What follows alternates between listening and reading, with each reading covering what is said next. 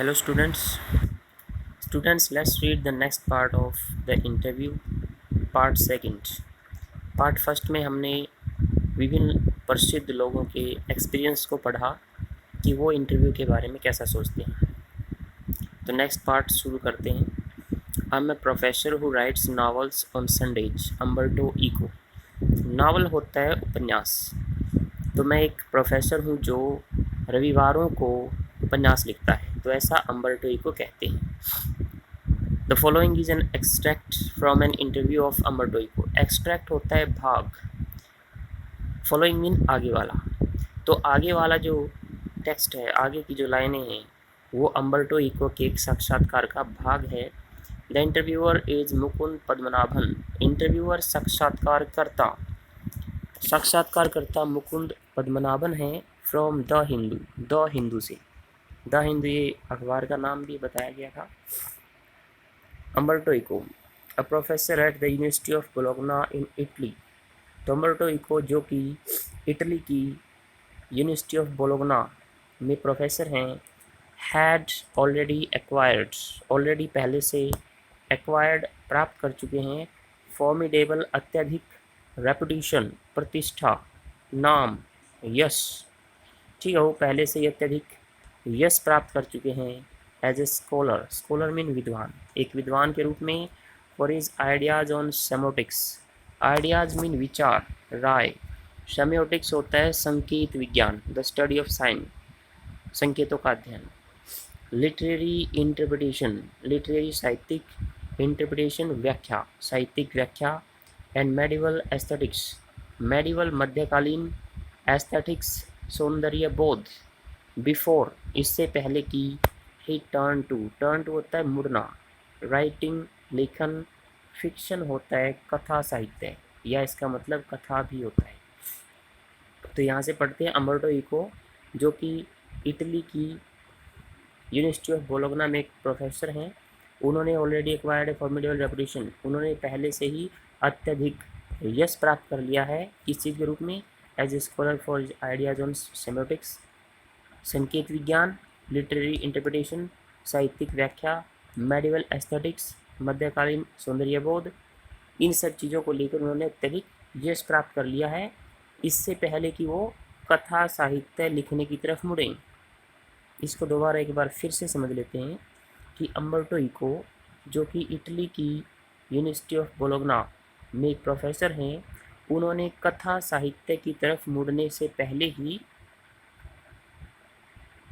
संकेत विज्ञान के बारे में अपने विचार, साहित्यिक व्याख्या, मध्यकालीन सौंदर्यबोध, इन सब को लेकर भी अत्यधिक प्रतिष्ठा या यश प्राप्त कर लिया है। लिटरेरी फिक्शन, साहित्यिक कथा। फिक्शन का मतलब मैंने बताया था, कथा साहित्य और कथा दोनों होते हैं। तो साहित्यिक कथाएं। एकेडमिक टेक्स्ट, एकेडमिक होता है शैक्षणिक, टेक्स्ट लेख, एसेज निबंध, चिल्ड्रंस बुक्स बच्चों की किताबें, न्यूज़पेपर आर्टिकल्स, आर्टिकल लेख होता है, और अखबार के लेख। हिज रिटर्न आउटपुट, मतलब ये सभी जो चीज़ें हैं ये उनके रिटर्न आउटपुट्स हैं। आउटपुट मीन कार्य होते हैं, उनके लिखित कार्य। स्टैगरिंगली अत्यधिक, लार्ज विशाल, वाइड रेंजिंग विस्तृत। तो कहता है कि साहित्यिक कथाएं, शैक्षणिक लेख, निबंध, बच्चों की किताबें और अखबार के लेख, जो भी उनके लिखित कार्य हैं वो अत्यधिक विशाल और विस्तृत हैं। इन 1980, 1980 में ही acquired the equivalent of intellectual superstardom. तो 1980 में ही एक्वायर होता है प्राप्त कर लेना, इक्विवेलेंट समानता, इंटेलेक्चुअल बौद्धिक, सुपरस्टारडम चमक। तो 1980 में उन्होंने बौद्धिक चमक के समतुल्य सम्मान प्राप्त कर लिया था। With the publication of the name of the rose, publication प्रकाशन, the name of the rose के प्रकाशन के साथ ही।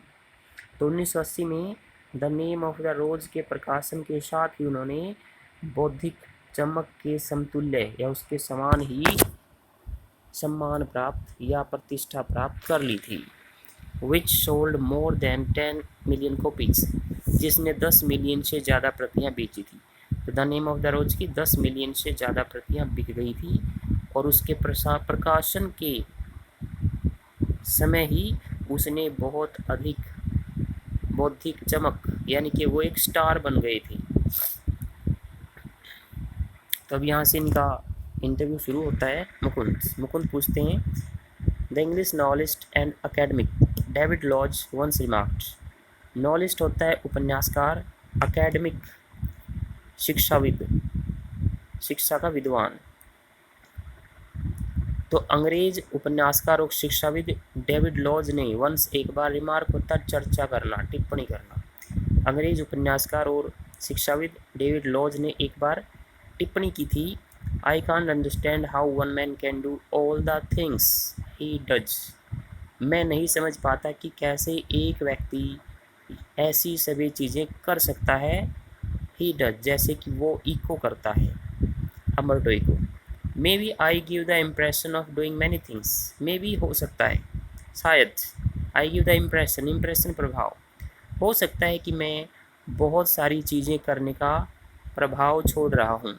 बट इन दी एंड, लेकिन अंत में, आई एम कन्विंस्ड, कन्विंस्ड होता है सहमत, लेकिन अंत में मैं सहमत हूँ, I am always doing the same thing, कि मैं हमेशा एक ही प्रकार की चीज़ें कर रहा होता हूँ।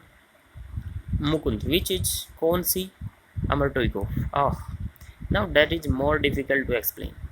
कहता कि अरे, अब ये तो बताना बहुत ही डिफ़िकल्ट है, ये व्याख्या करना तो बहुत ही मुश्किल है। I have some philosophical interest, philosophical होता है दार्शनिक, इंटरेस्ट रुचियाँ, मेरी कुछ दार्शनिक रुचियाँ हैं। And I pursue them, pursue होता है पूरा करना, प्राप्त करना, और मैं उन्हें पूरा करता हूँ थ्रू, के द्वारा, माई अकेडमिक वर्क, अकेडमिक वर्क शिक्षण कार्य।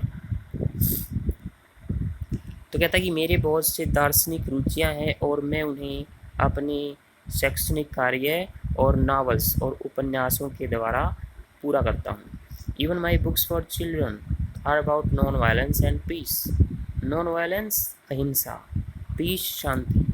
कहता है कि यहाँ तक कि मेरी बच्चों के लिए जो किताबें हैं वो भी अहिंसा और शांति के बारे में है। यू सी, आप देखो, the same bunch of ethical philosophical interest, bunch mean समूह, एथिकल नैतिक, फिलोसफिकल दार्शनिक, इंटरेस्ट रुचियाँ। कहता है कि आप ऐसा ही समूह नैतिक और दार्शनिक रुचियों का देखोगे। तो क्या कहता है अमर्टो इको कि बच्चों के लिए जो मेरी किताबें हैं अहिंसा और शांति से भरी हुई हैं, और ऐसा ही समूह आप उन किताबों में नैतिक और दार्शनिक रुचियों का भी देखोगे। तो आज के लिए इतना ही, थैंक यू।